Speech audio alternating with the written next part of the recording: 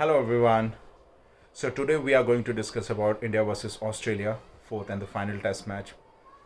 What all happened in first 3 days. I'll discuss about few important things, few things which are really point of discussion.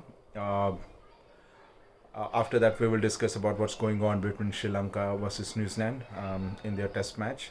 Um, Once again, I want to remind everyone that that series is also very crucial for India. The result of that series will directly impact India's chances in WTC final. And we will also discuss about South Africa versus West Indies series, which just got concluded 10 minutes ago when South Africa defeated West Indies in the second test match as well. So let's get started.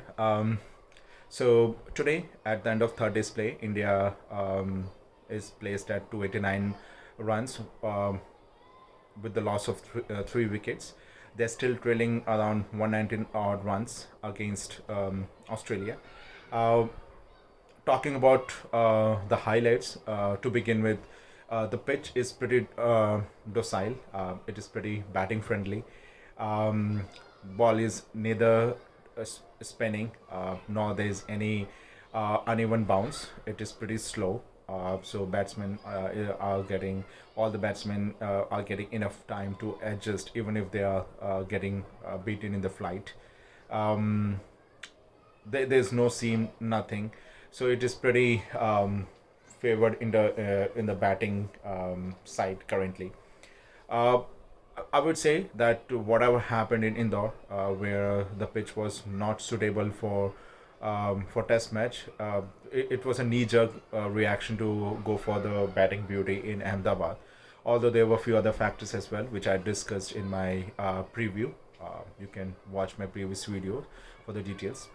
Going in the match, Australia. I would say that they would be considering their some themselves. I'm sorry, lucky that that their captain won the toss, because trust me, the kind of bowling lineup they have in this Test match, uh, it could have been pretty bad for them if India would have won the toss and if they have decided to bat. Uh, because unlike India, Australia bowling lineup in this Test match is pretty ordinary. The only Lyon and to some extent Murphy are bowling better line and lengths, and they are threatening to take wicket. But others like Stark, Green, and even Human, they are not able to bowl or put any kind of impact. Neither they are able to stop the runs. So definitely, if and not to forget that Murphy and Cuman, they don't have an experience of bowling on such a docile pitch, subcontinent pitch, where there's nothing for the bowler and for bowling such long spells. So definitely it would have been worse for Australia if India would have batted first. Uh, Talking about Australian inning, most of their batsmen got good start. At least first five batsmen, but only Khawaja and Green were able to capitalize on their good on their opening. Most other batsmen, whether it was Smith, Labuschagne, Head, or Hanscom, they lost their wicket because of their own mistakes. Um, Khwaja, he played a wonderful inning. He scored around 180 runs, but he consumed a lot of balls. He consumed around 434, 40 balls. And trust me, it has harmed Australian chances in this Test match more than what it helped them. Considering they batted for around 167, 168 overs, they scored only 480 runs. Ideally, they would have loved to score somewhere in the vicinity of 500 to 550 runs, and then they would have put additional pressure on Indian batsmen. But because Khwaja was playing very slow, in fact, whatever acceleration was done, it was done by Green and later on by the bowlers. Murphy, and they played wonderful innings. Else, Australia would have struggled even to score 450 runs. So yes, this the slow inning of Khwaja can can definitely backfire for Australia chances. Remember, Australia is trailing 2-1, and they have to win this test match to draw the series. Although they will not be retaining the trophy, but they can draw it. So they have to put additional efforts, and that slow inning has definitely pushed them back. Talking about Indian bowlers, we all know what Ashwin can do, and definitely uh, in all the three Test matches till now, I mean, Indore, Indore, we can say that Indore was substandard and it was helping spinners a lot. But even in the first Test match, or in even in Delhi in the first inning, there was not a lot of help for the spinners.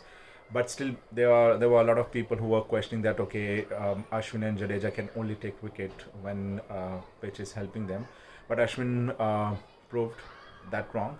He has proved once again that irrespective of the pitch, he has enough variation to take wicket on any kind of wickets, on any kind of pitch, even on batting beauty. He took 6 wickets, and now he has the maximum 5 wicket haul in the uh, b- in the Border Gavaskar Trophy. He has he was also leading wicket taker, but today Lion took 1 wicket, and now he is ahead of him. So yeah, it was splendid performance by Ashwin. Even Shami bowled well. Umesh Yadav was pretty unlucky as one of the catch was dropped by Bharat pretty early. He also bowled probing line and length. Jadeja and Akshar, they bowled well in patches, especially Akshar. He was pretty consistent and economical, but he could not take. He got one prize wicket of Khwaja as well. So yeah, overall it was a decent bowling performance by India. Talking about India batting, today Shubham Gill scored a magnificent century. He got out at 128 runs. This was the difference, and this was the kind of inning that Australia was expecting from Khwaja. If you look at Shubham Gill, he took around 250 odd balls for his 128, and I'm pretty sure that in next 100 odd balls he could have completed uh, his his double century. But unfortunately, um, there was one lapse of concentration and he was cramping as well, and he got out. But his inning was really very important. He held one end, especially after Rohit threw his wicket at the score of 35. And on other end, Pujara was playing good, but there's a very big problem with Pujara. At least if you look at his innings from last 2 3 years, he gets set, but there's one ball which comes in and he gets out. I mean, most of the time he gets out between 35 and 50, and he get a lot of pressure. Gets a lot of pressure if opposition captain has put fielders in defensive positions so that he's unable to take singles. The problem is that he does not have a range of different shots, especially attacking shots, and that's the reason when the fielders are placed in in defensive position, there he is not able to rotate the strike, and he gets out. His inning was good, but definitely even he will feel bad on missing on such a great opportunity of scoring a century on this pitch. Virat Kohli, he is looking decent, although he has had a nervous start, and initially 5-10 balls, he was pretty uncertain about spin, how much it's spinning. But later on, now he's pretty comfortable. He is on 57, 58 runs, and definitely everyone in India wants a century from him. He's looking pretty determined. So I think he will be able to score a century. Let's see. Jadeja is playing decently well. So talking about what can happen in the match. So definitely, if you talk about Indian pitches, so most of the games when there's a decent pitch for batsmen, it's a game of second innings. So how teams do batting in second inning, how they bowl, it decides the fate of the test match. And we have seen a lot of test matches in past where both the teams have scored in the excess of 400 runs in the first inning, only to the only in second inning the opposition team, they just crumbled, and India uh, has won that test match very very easily. So something of that sort can happen, but before that, it's very important for India, especially batsmen like Kohli, Iyer, who is also a very good player of spin, Jadeja, Akshar, Ashwin, um, Bharat, who is also everyone has eyes on him because he seems to be in some sort of pressure as he dropped a catch and there were a lot of buys which were given. So he will be eager to prove that yes, he is a good batsman as well. So all of them, they have to score decent run. At least they have to bat. If everything goes well, I believe in next two sessions India will be able to wipe out the deficit, and then maybe in last session they will go and they will play aggressively and they will try to get some 100 150 runs lead if everything goes well, and then on last day they will declare and they will ask Australia to bat.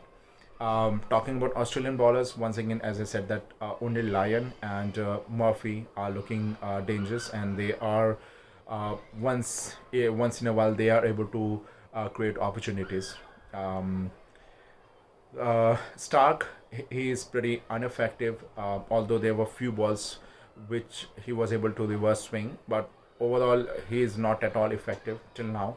Same is the case with Green, and the third left arm spinner of Australia. He is trying his best, but definitely he does not have those kind of, I would say, different variations which can be effective on a batting pitch. Um, so it all depends upon tomorrow's day's game. If Lion and others just regroup, and if they are able to take some quick wickets in the first session, then definitely they can think of winning the test match. Else, at this point of time, the probability is that this test match is going to draw, and India will win the series 2-1. Great. Now let's talk about Sri Lanka versus New Zealand. So Sri Lanka, before going to New Zealand, they did a good amount of preparation. They went and they did batting and bowling on a high, on in hilly areas, so that they can replicate the condition, and it really rewarded them. The way they played in the first Test match, especially in the first inning, that was amazing. After scoring some around 360 runs, I mean 300 plus runs, their bowlers just dismantled the top order of New Zealand. But again, the peculiar problem of all the subcontinent countries when they tour Australia, or for that matter New Zealand, came back to bite them. That is, they were um, unable to take wicket of tailenders, and New Zealand tailenders like Saudi, Henry, um, Neil Wagner, they scored good amount of runs, and of course Mitchell also scored a century and ensured that they were able to uh, take a lead, although it was a small 20-25 runs lead. In second inning, Sri Lanka has already lost 3 wickets at the score of 89. So again, tomorrow's day will be very very interesting. If New Zealand is able to take some quick wickets in the initial first couple of sessions, then definitely it will be curtains for Sri Lanka, because they have to win both the test matches to become, in order to qualify for World Test Championship. So if they are unable to win even one out of those both the test matches, they will be out of the contention. Currently, as if we look at the previous trends of test matches which happened in New Zealand, unlike other countries, in New Zealand pitch became better for batting in the third and fourth inning. So don't be surprised if even if New Zealand have to chase 250 or 300 runs, they will be able to chase it. So they currently it is I would say it's 70-30, 70 for New Zealand, 30 for Sri Lanka, but you never know.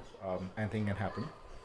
Uh, Last thing I want to discuss about the South Africa versus West Indies ongoing Test series, which South Africa won 2-0 as expected. I discussed about this in my preview. You can watch the previous video where I have mentioned that West Indies batsmen are not capable enough currently. At least they don't have that game to take advantage of their good bowling attack. So the same thing happened in this test match. South African bowlers were able to get South Africa. West Indies bowlers were able to get South Africa all out on a manageable score, but definitely West Indies batsmen struggled, and later on Holder played a good inning and ensured that there's not a big deficit in the first inning. In second inning again, West Indies bowlers they come all gun blazing, and they got South Africa out. South Africa was in a very dangerous position. They have lost 5-6 wickets on 70 odd runs, but their captain Themba Bavuma played a fantastic inning, a captain's inning. He scored 172 runs and ensured that South Africa is back in the game. And his inning was ably supported by South Africa bowlers who just blown away West Indies batsmen in second inning, and they got all out on 106 runs. So South Africa has concluded their World Test Championship on a positive note. Although, if not for their bad performance in Australia last December, they could have been qualified for final. But that one series just jeopardized their chances, and now they will be planning ahead for the new next World Test Championship cycle. They will be creating strategies. So great, that's all for today. I will come in tomorrow's video. We will discuss about the tomorrow's day game for both the ongoing test matches. I will present some pointers about ongoing Women Premier League and how things are going on and how it is going to be beneficial for Indian women team. So please keep on watching. I need your support. Please like my video, share your comments, share this video, and subscribe to my channel. I will love to have your valuable feedback. I want to know how I'm doing. If you have some feedback to share, you can let me know. I'll surely work on that. So thank you very much, and goodbye.